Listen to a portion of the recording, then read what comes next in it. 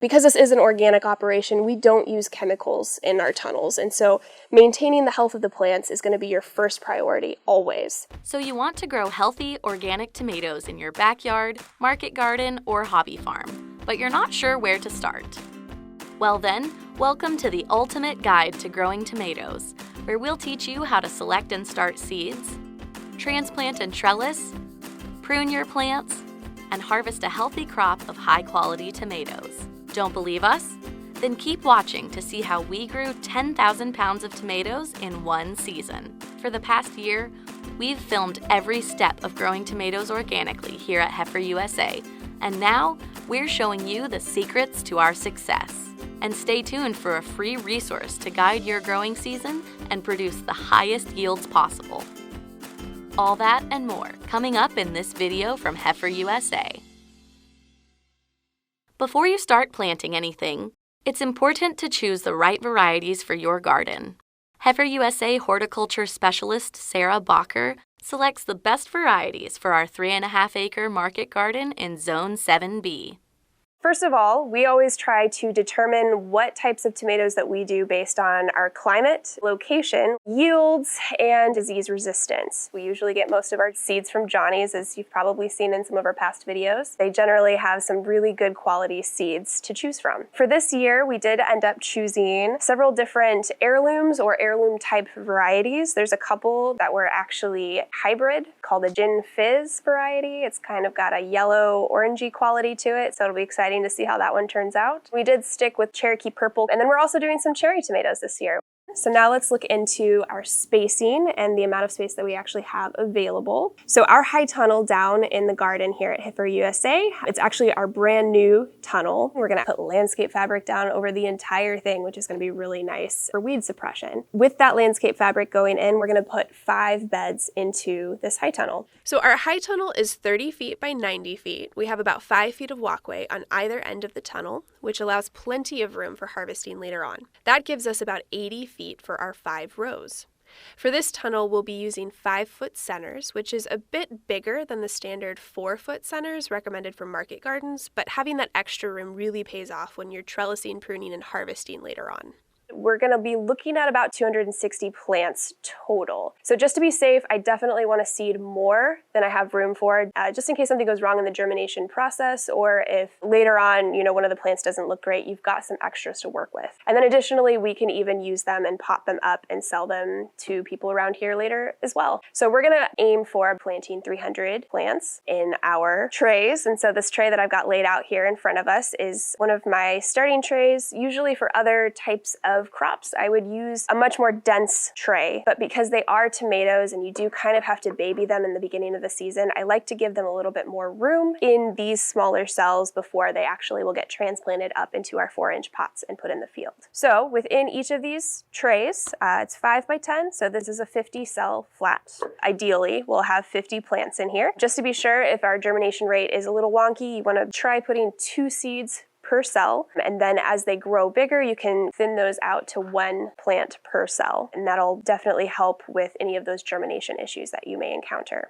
So let's go ahead and talk a little bit about the soil that I will use for these seeds and for tomatoes specifically. So with this soil medium that we've got right here, it is a soil starting mix, which is different than just a potting soil. Soil starting mix is basically just some peat moss, some perlite, minerals mostly for drainage purposes, but it's not going to include any of that good stuff that really help plants grow. With any kind of seed starting, you're going to be looking for a medium that is going to hold moisture, but not too much moisture. It's still allowing for that drainage, which is very important, particularly for the germination period. To be able to fill your flats, you're going to want to wet your soil starting medium. So we've got a large trough where we put all of our dry potting soil, and then we will go ahead and wet that down with a little water until the consistency itself, if you squeeze it, it's not going to be dripping, but you can kind of mold it with your hand. So once you've got it wetted down enough, the best way that I've found to do it is to actually place the flat directly on top of the soil and just start heaping the soil on top of it and just doing kind of circles along the entire flat. So you want them to be as evenly filled as possible and as flat as possible. But you also don't want to tamp it down too much because you do need to have that air in the soil as well so that your plants can start developing their root systems.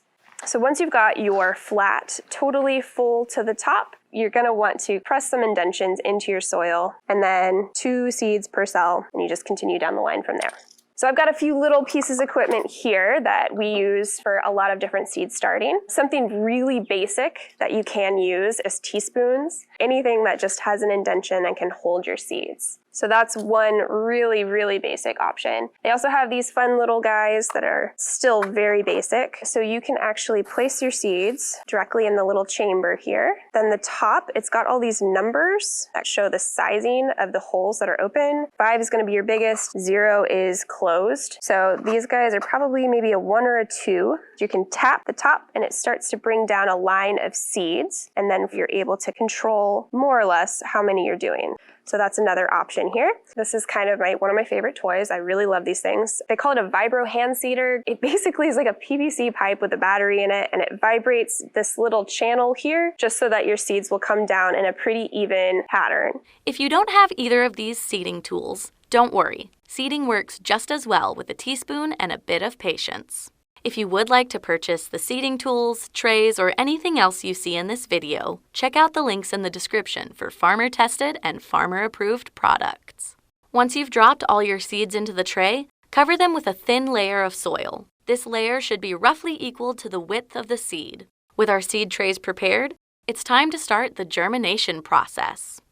So that is basically that time period between when a seed is first getting wetted and is prepping to sprout and when it actually starts to come above the soil. That is one of the most critical times in a plant's life, and you want to be able to make sure that you're nurturing it properly and you're able to keep control over all of the factors of that plant's life. Basically, once we've got our seeded flat here, we will give it a gentle water. Usually I'll actually just use a mister on my hose. I don't want to blast it with water in a way that would actually disrupt the soil, but then for the rest of that germination period, we're actually going to be doing a bottom watering. So we've got a tray underneath that we can fill with water. We also here at the ranch have a germination chamber, and that really helps us to maintain the proper humidity, the proper temperature, and darkness until we don't need darkness anymore. So in our germ chamber, it actually does have a reflective area on the inside that also keeps in a little heat. And then we have a heated humidifier on the bottom, and it brings up that warm, wet air, which are heat-loving varieties like. You should probably aim to keep your germinating plants at about 60 to 80. The higher the humidity, the better. So we do have a temperature gauge as well as a humidity gauge within our germ chamber that allows me to constantly be checking on them. And so as soon as you start seeing those sprouts coming up, they are going to be immediately looking for some kind of sunlight. In our germination chamber, we do have 2 rows at the top where we have lights set up. And those lights are on a timer, generally between 12 to 13 hours each day. So I'm going to keep them in the germination chamber until what will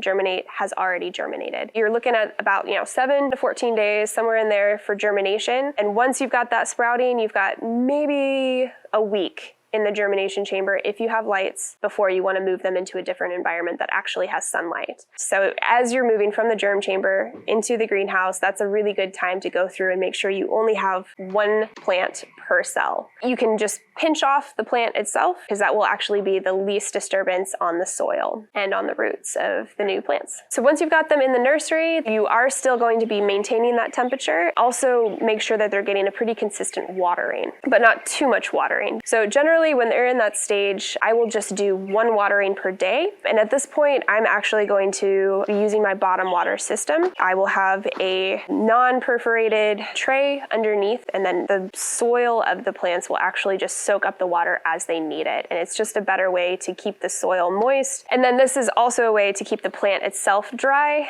Tomato plants don't do as well with being really moist, and so keeping that plant dry on the top helps to keep them healthy while they're in the greenhouse. If you've chosen an indeterminate variety to grow in a high tunnel or greenhouse, there's another important step during the nursery period called bifurcation.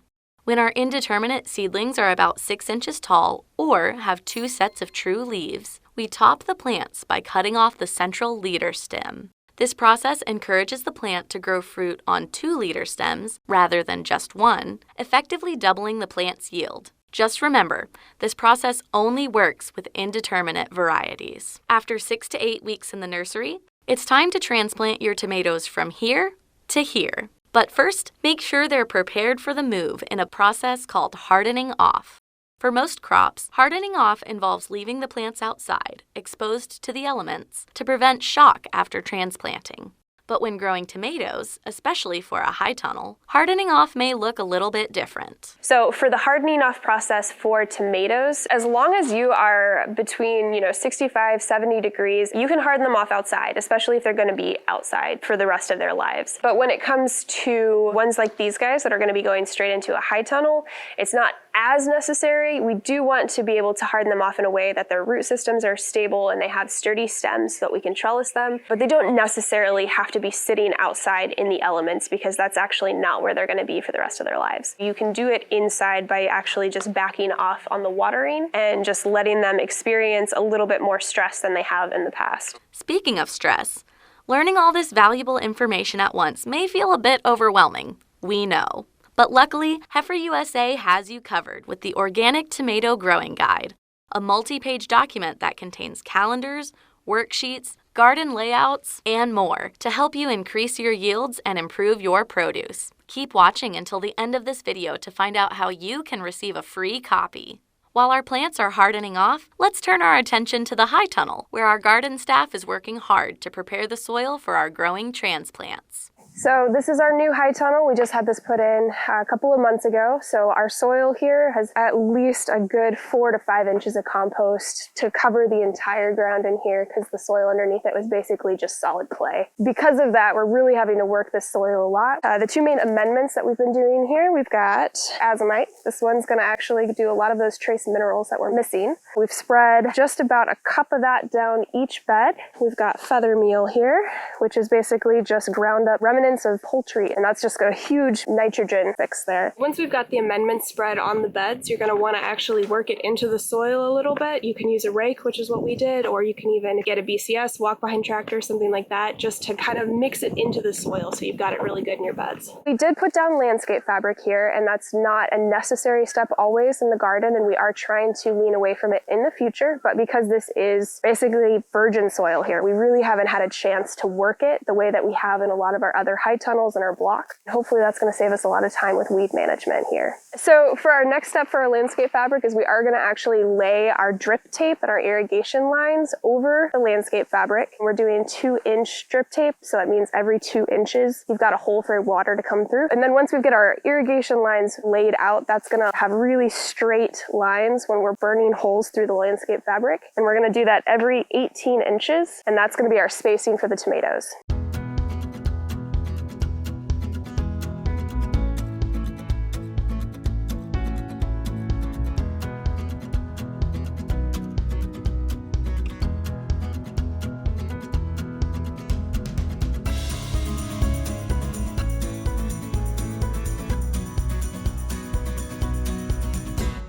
Today we're putting our tomato plants in the ground.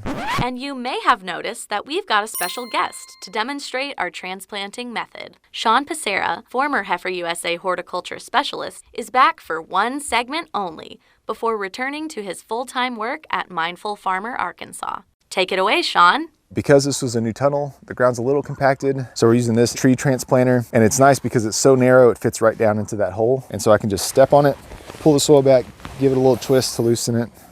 The next step is to lay out our plants, and I like to lay out the plants by variety, and that way we can harvest directly into the crates that go out for market. I lay them on their sides, that way they're not standing up and kind of flopping over, and then you're just opening up the soil, putting it as deep as you can in the vent of this one with a single leader, and then pushing the soil up around it.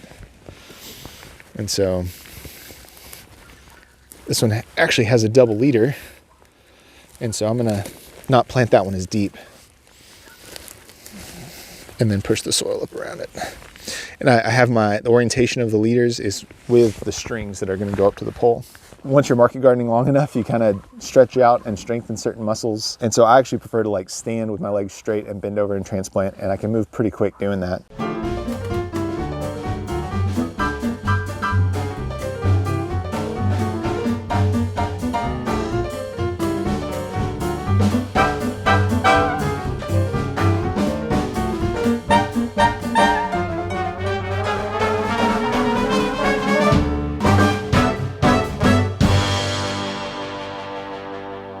So all the plants are in the ground. We're rolling up the sides because it's actually going to be a little chilly. Keep everything nice and warm.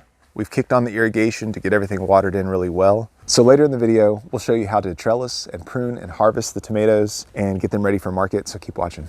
To hear more from Sean, follow Mindful Farmer Arkansas on Facebook and Instagram. In the meantime, we've got another important task to tend to. It's been a week since we got our plants in the ground here in the high tunnels. We're actually going to go ahead and start trellising. Trellising is crucial to growing tomatoes because it gives the plants structure and support, causing them to grow upward. Keeping our tomatoes off the ground makes them less vulnerable to pests and diseases, allows for better airflow, and efficiently utilizes the space we've allotted for this crop. There are lots of ways to trellis tomatoes, but here's how we do it here at Heifer USA. Here we've actually got some conduit that Sean put up earlier. That's going to line the length of the tunnel here, and then from there we're able to hang our trellises that will eventually allow for the plant to grow upwards towards those conduits on the ceiling. So at each spot along the conduit, you line it up with where the plant itself is, and you can attach your string. Our twine here is a biodegradable sisal type twine. It's a little different than what we've used in the past. So this here is a regular kind of plastic-based garden twine, which works just fine. It's a really sturdy type, but you can't really biodegrade it, and so that means that at the end of the season, when you're pulling all of these plants out, you're gonna have to go through and cut all of these guys off. So the idea is that with this stuff, we can actually just toss this back into the compost with the plants themselves. So the same goes actually for the clips that we'll be using for our trellising. In the past years, we've used these guys here, which are plastic-based again. The ones that we're going to try out this year are these guys, which are a cornstarch-based biodegradable clip. The clips will cost a little bit more right up first, but we've found that the labor required to remove them all at the end of the season way outweighs the cost of them up at front. So when it comes to actually trellising, it's a really basic process, and I know there's a lot of tools and tricks that everyone has.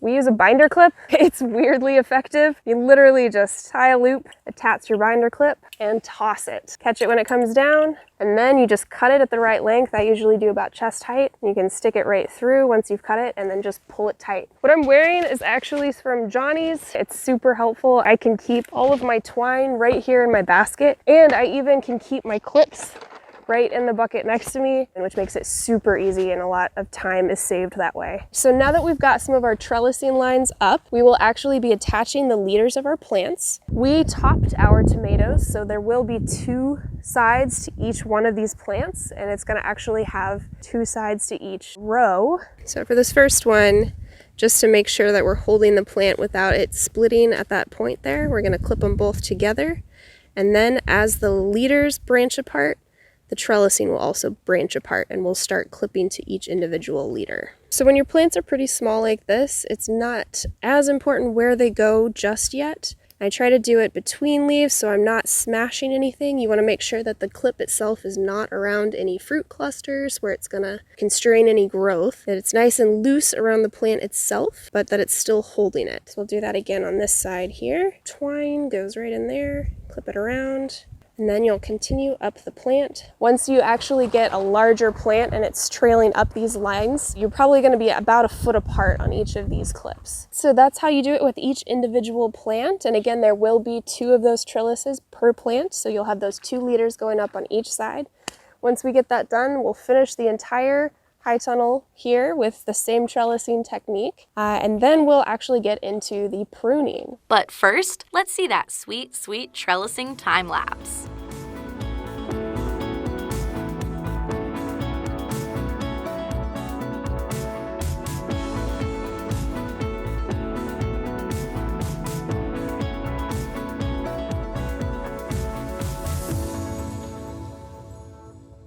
It's been about 3 weeks, and as you can see, our plants are a little bit bigger, and I mean a lot bigger, because we are in full growth mode. We've got higher temperatures now. We've also got a lot longer daytime hours, and the plants are loving it, which means that they are in total growth mode. So we are also in pruning mode. 1, sometimes 2 times a week, we are going through and pruning all of our plants, because with a tunnel this large, it is a lot of work to keep up with these indeterminate plants. So let's go ahead and talk about the tools and equipment that come along along with pruning. It's pretty basic, and a lot of times people will actually just use their fingers themselves for the pruning. I like to use a knife. It's a lot more precise, and it also makes it to where I can clean it after every use. So if there's any diseases in the plants, I can actually clean that off so I'm not spreading it to other plants in my high tunnel. And then I like to actually carry around a fanny pack. It's really fancy, super high tech, but you've got all your clips and equipment right here on your belt. So I'm now in one of the rows that we have not had a chance to really go through and prune yet this week. So you can already see the difference. Remember, anytime you cannot really see through an aisle like this, you know that means that there's a lot less air getting through as well. And there is such a high possibility of transfer of disease between plants, between workers, between foliage when you're pruning. So we like to try and pick up all of our foliage after we've pruned it and get it out of the high tunnel, just in case there's any chance that there's a disease or a fungus or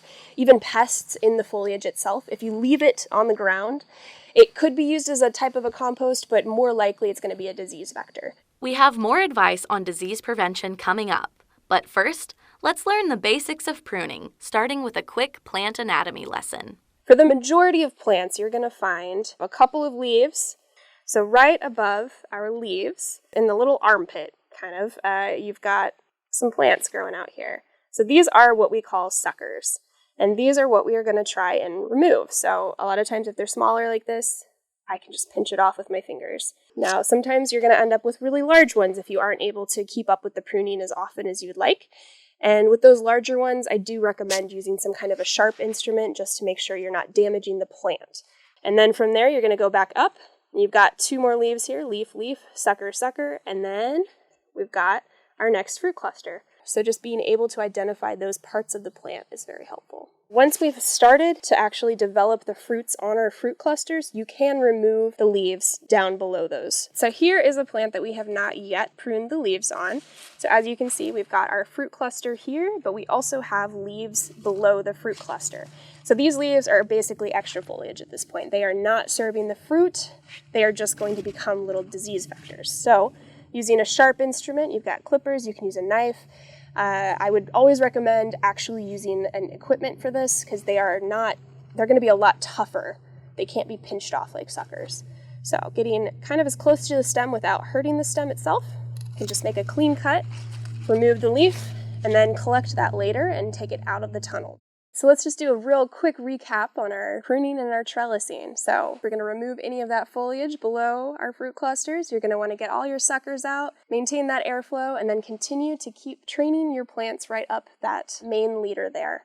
Okay, so let's talk a little bit about disease prevention in your plants. Because this is an organic operation, we don't use chemicals in our tunnels, and so maintaining the health of the plants is going to be your first priority always. So the healthier the plant, the fewer diseases, the fewer pathogens, the fewer pests you're going to be dealing with. A lot of that has to come from maintaining that airflow, which is huge. Making sure your plants get enough water, making sure they have enough light, making sure it's not too hot or too cold.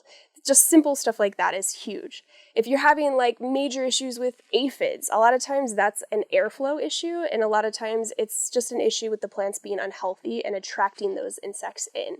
If you see diseased plants, remove them as soon as you physically can. Wash your hands, clean your tools between uses, go for a drip irrigation or some type of irrigation that's not going to be affecting the foliage of the plants themselves. Maintaining dry plants as much as possible, even out in the field. As for irrigation, right now I've got it hooked up on a daily watering system. I've got it set to where it waters for 45 minutes every single morning. Later in the season, we'll probably lower that amount. The fruits themselves can always let you know where you're at from an irrigation standpoint. So it is early June. It's not officially summer, but we've got really high temperatures coming through. So we actually use a shade cloth over the entirety of the tunnel.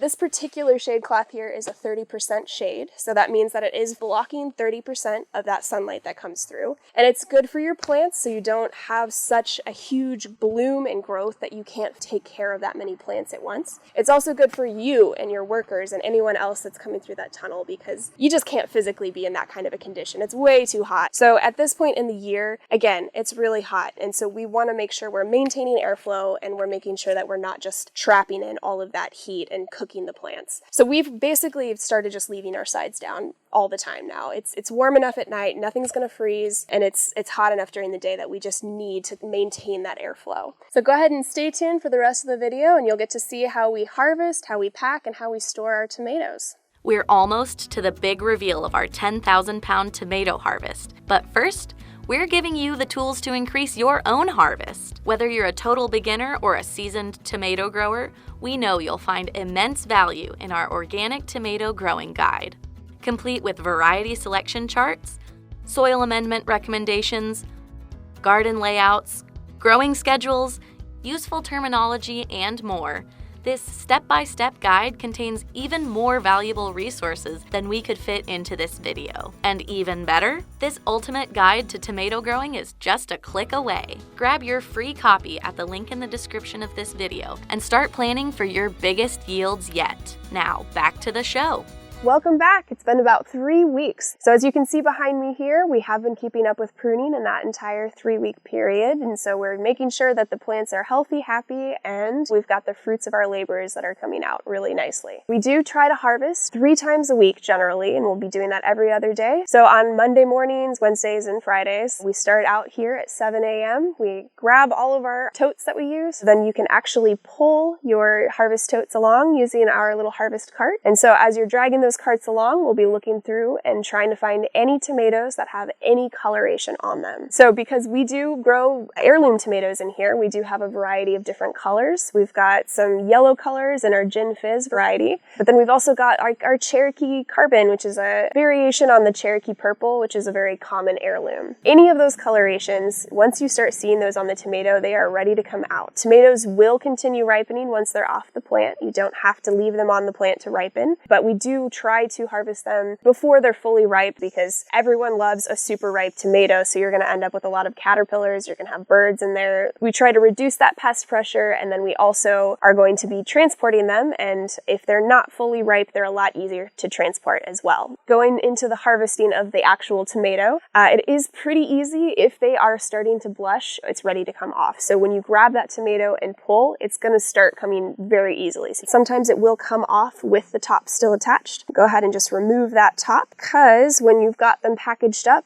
it can actually puncture other plants, and this also allows for it to ripen a little quicker as well. So now you've got this open area here, and that is from where the plant will be ripening. So generally when we're storing them in commercial agriculture, generally you're going to be storing them shoulders down. A lot of times on a fruit, the shoulders are going to be one of the toughest parts of the fruit itself. Also, it's not going to roll as easily. So when you've got them in the flats, they're just a lot easier to handle. For some reason this year, we've been finding that our shoulders on the varieties that we're growing are a lot less strong than they have been in the past. And so we've actually been storing them bottoms down. We definitely try to make sure that our totes are always full so that when we're transporting them, they're not going to be rolling around and bruising each other in the tote itself. As you are harvesting and as you are packing, you want to make sure that there's always just a single layer of tomatoes. They are easy to bruise and they can cause damage to themselves if you're trying to stack them on top of each other. So now that we have harvested our fruits, we've got a tote of them, and so we're going to talk a little bit about storage of our fruits. So what I've done is put a bunch of shelving in a separate room of our office, and in that office space, it is set at 63 degrees, which is really cold during the heat of the summer, but it's perfect for just slowly lowering that temperature of the tomatoes, but not so much that they will not continue to ripen.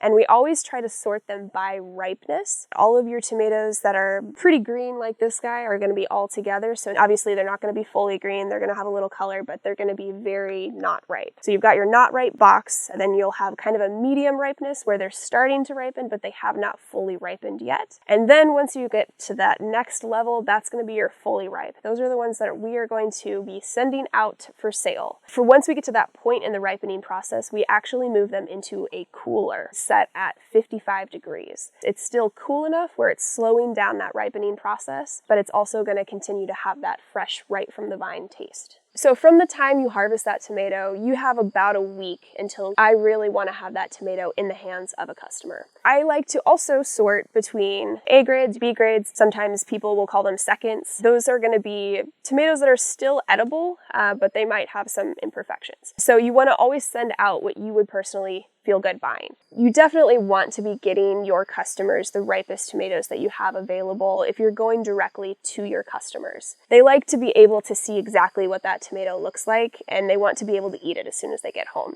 But if you're selling for wholesale, you can kind of cut back a little bit on that ripeness because it allows for that retailer to hold on to that tomato a little bit longer. So once they are fully ripe, we have tomato boxes that are exactly the right size for 10 pounds of tomatoes. In those cardboard boxes that go out to the customer, you want to pack them however they're going to be safest for transport. So what we'll usually do is we'll actually weigh them out and stack them up in the cooler the night before, and then they are completely ready to just throw out in the van and take them out to the customer the next day.